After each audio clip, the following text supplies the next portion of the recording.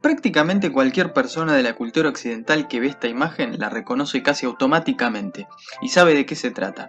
Es el pesebre de Navidad.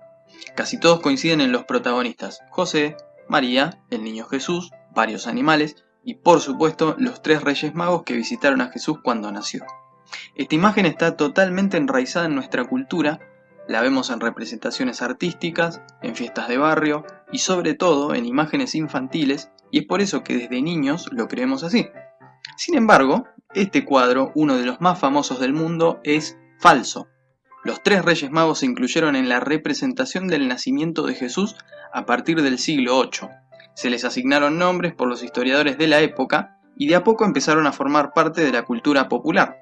Finalmente, los tres Reyes Magos aparecieron representados en la película Ben-Hur, estrenada en el año 1959, donde al inicio de la película tres hombres solitarios llegan a un establo lleno de animales con tres pequeños regalos en sus manos para el recién nacido.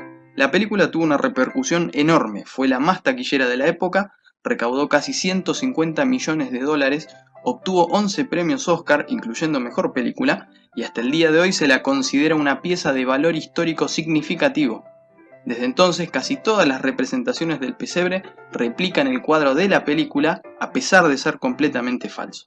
Cuando hay relatos o ideas falsas que pretenden ser verdaderas y se insertan así en la mente de la mayoría de las personas, dichas historias se transforman en mentiras culturales.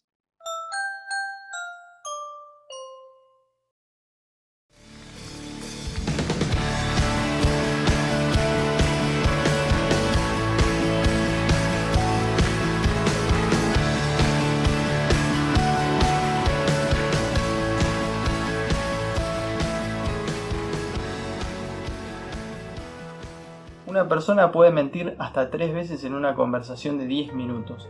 Un mitómano compulsivo dice hasta 70 mentiras en un día y una persona normal en promedio dice entre 7 y 20 mentiras al día. Qué bien que te queda esa ropa, estudié todo el fin de semana, recién veo tu mensaje, no agarré el celular en todo el día. Ya estoy saliendo, ya estoy llegando. Todos hemos mentido alguna vez. Volviendo al ejemplo del inicio, cuando nos cuentan la falsa historia de los Reyes Magos a la edad de 4 o 5 años, ninguno de nosotros tenía la capacidad intelectual o filosófica de poder refutar esa enseñanza. Entonces simplemente la adoptamos. Un día crecemos y dejamos de creer que tres personas se metan de manera ilegal a nuestra casa para dejarnos regalos, pero probablemente repitamos la historia cuando seamos padres y sigamos pensando que fueron tres que llegaron en camellos a un establo un rato después del nacimiento de Jesús, trayendo tres pequeños regalos. En realidad, según el testimonio de los evangelios, un número desconocido de sabios astrónomos del Oriente, en griego magi, de ahí surge la imprecisa traducción de magos, llegaron a la casa de Jesús y no al pesebre aproximadamente 1 año y medio después del nacimiento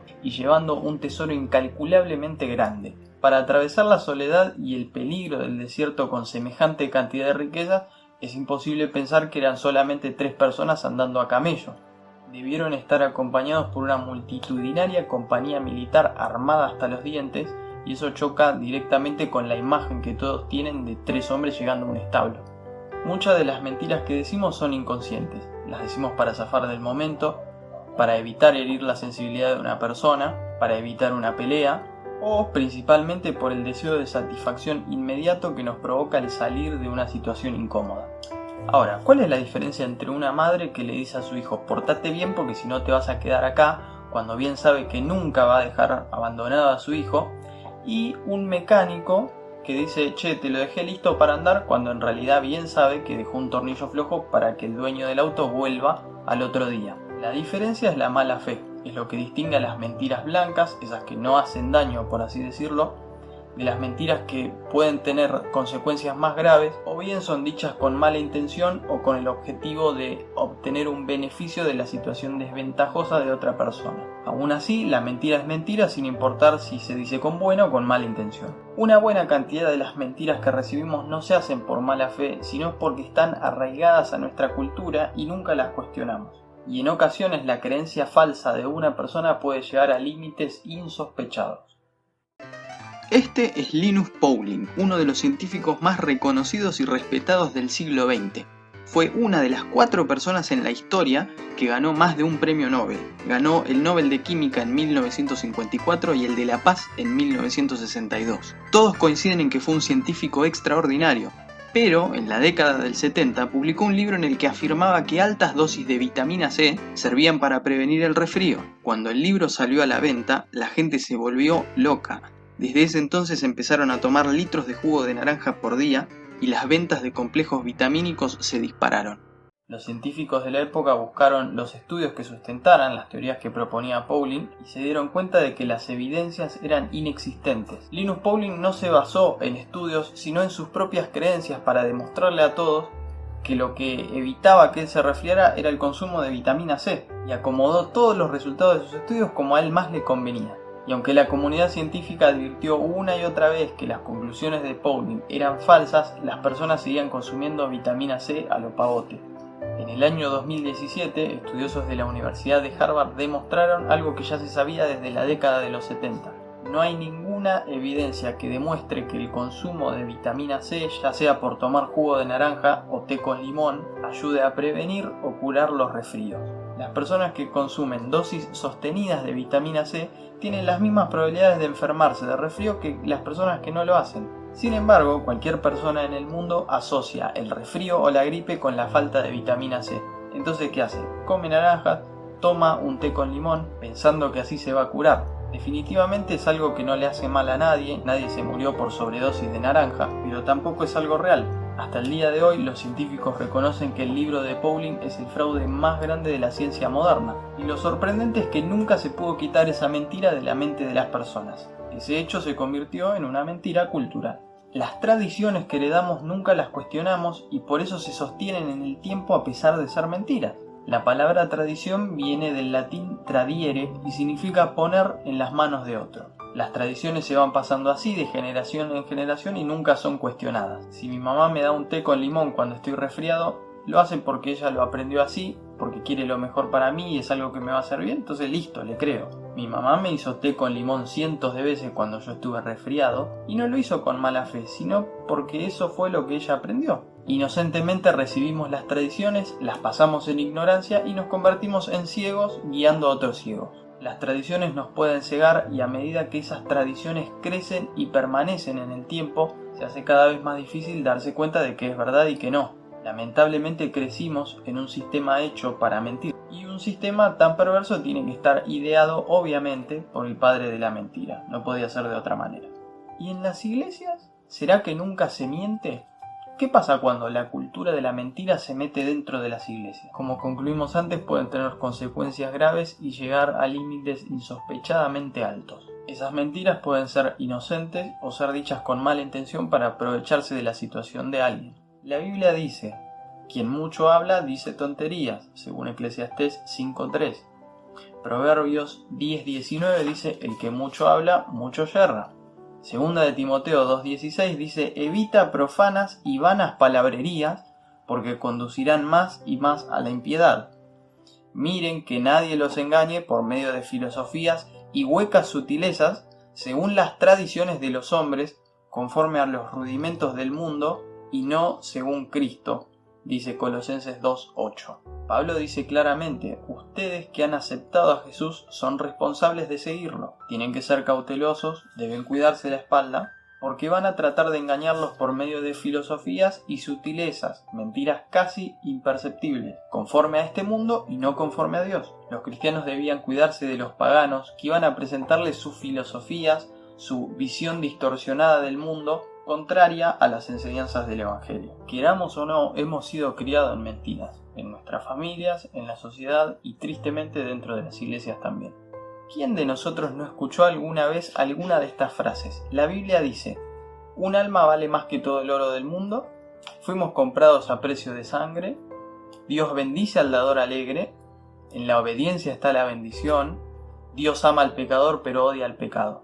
Y cuando uno se pregunta dónde están, todos hemos escuchado por lo menos una o dos de estas frases alguna vez, nos las dijeron, las creímos y crecimos pensando que están en algún versículo. Lo sé porque a mí me pasó, pero el día que quise saber dónde estaban, no las encontré. No digo que no sean bíblicamente precisas o que podríamos buscar varios textos en la Biblia que sustenten las verdades de esa frase. Lo que digo es que no aparecen textualmente en ninguna versión de la Biblia, pero muchos creemos o crecimos creyendo que sí, que en alguna parte de la Biblia están esos versículos. Es más, la última frase, que Dios ama al pecador pero odia al pecado, es una frase de Gandhi.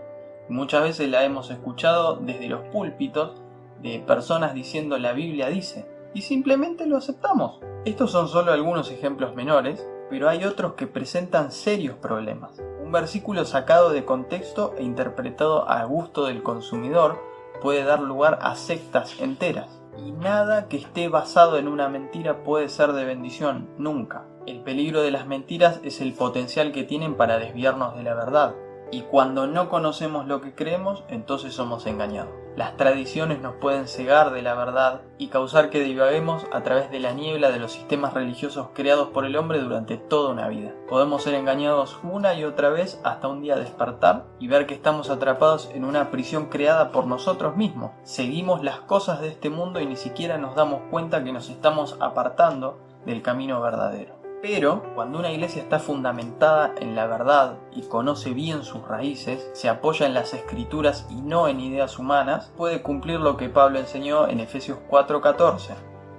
Ya no seremos como niños que cambian fácilmente de parecer y que son arrastrados por el viento de cualquier nueva enseñanza hasta dejarse engañar por gente astuta que anda por caminos equivocados. El mismo Pablo se alegraba con los habitantes de Berea porque ellos escuchaban todo lo que Pablo les enseñaba y al mismo tiempo escudriñaban las escrituras para corroborar que lo que él les estaba diciendo era verdad. Cuidado con creer todo lo que nos dicen, porque muchos aceptan todo y no filtran nada. Prueben a los espíritus si son de Dios, dice 1 de Juan capítulo 4. Oseas 4:6 dice, por falta de conocimiento mi pueblo ha sido destruido. Puesto que rechazaste el conocimiento, yo también te rechazo como mi sacerdote, ya que te olvidaste de la ley de tu Dios, yo también me olvidaré de tus hijos. Estas palabras son del profeta Oseas de parte de Dios para el sacerdote, que era la persona encargada, por así decirlo, de comunicar al pueblo con Dios. Y estas mismas palabras deberían ser una fuerte advertencia para los que de alguna manera tratamos de instruir a la iglesia o damos alguna enseñanza a alguien. Si una persona, como el caso de este sacerdote, no se interesa por conocer a Dios, entonces difícilmente sus hijos vayan a tener interés en conocer a Dios. Y sucede lo que pasó en la época de los jueces, donde la Biblia dice que se levantó toda una generación que ni conocía a Dios ni sabía las cosas que Dios había hecho. Hay mentiras y sistemas de mentiras que se heredan. Génesis capítulo 20 cuenta la historia de Abraham llegando a Gerar, y para proteger su propia vida, él miente diciendo que Sara, su esposa, era su hermana. Años después, en Génesis 26, Isaac cuenta la misma mentira con el mismo fin. Para protegerse a sí mismo dice que su esposa es su hermana. Termina diciendo la misma mentira. La trascendencia espiritual de las mentiras puede ser enorme. Cuando una madre le dice a su hijo o a su hija, salí y decirle que no estoy, y el nene sale y dice mi mamá que no está, inconscientemente le está enseñando los métodos para mentir y para salir de situaciones incómodas a través de la mentira. Las iglesias a veces se convierten en lugares para esconder la verdad. Cuando alguien está en pecado, difícilmente se muestre tal cual es, porque nos han enseñado que debemos estar bien todo el tiempo y eso nos lleva a ocultar lo que pasa en realidad. Y hermano, ¿cómo está hoy? Acá en Victoria, como siempre. Y esto sucede porque creemos que cuando algo no sale bien, entonces no es de parte de Dios. Queremos demostrar que todo está bien delante de los demás y decimos estoy en victoria porque alguien nos enseñó que hay que declarar en fe. Y muchas veces eso no es declarar en fe, eso es mentir. Entrar a la iglesia de la mano con tu esposa, con tu esposo, cuando en tu casa vuelan los platos, eso es mentir. No, es que este diablo mentiroso nos puso una prueba, pero ya estamos bien en el nombre de Jesús. A veces es preferible decir, hermano, ora por mí, no estoy atravesando un buen momento. Pocas veces nos sinceramos así, porque el sistema cultural y religioso nos enseñó a ocultar el dolor, a esconder los problemas y a hacer de cuenta que todo está bien detrás de una serie de declaraciones bíblicas. Jeremías 16:19 dice, Señor, fuerza y fortaleza mía, mi refugio en el día de la angustia, desde los confines de la tierra vendrán a ti las naciones y dirán, solo mentira heredaron nuestros antepasados, heredaron lo absurdo, lo que no sirve para nada. La iglesia es el momento de librarse de las mentiras y de las tradiciones que hemos heredado de los sistemas religiosos. Y eso solo puede lograrse primero cuando reconocemos la importancia de buscar la verdad en las escrituras, en lugar de absorber indiscriminadamente las ideas actuales de prosperidad absoluta, de sanidad incondicional y demás corrientes de este tiempo que tienen como único objetivo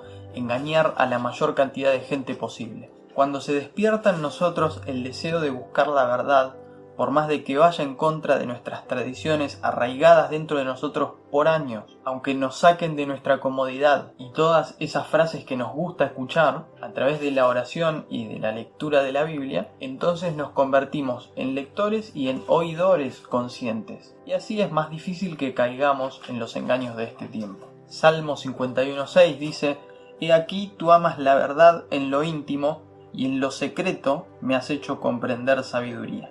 Está en nosotros decidir si continuamos dejándonos llevar por las mentiras de los sistemas religiosos, políticos o sociales de este tiempo, o si decidimos buscar las verdades directamente del corazón de Dios, buscando su presencia.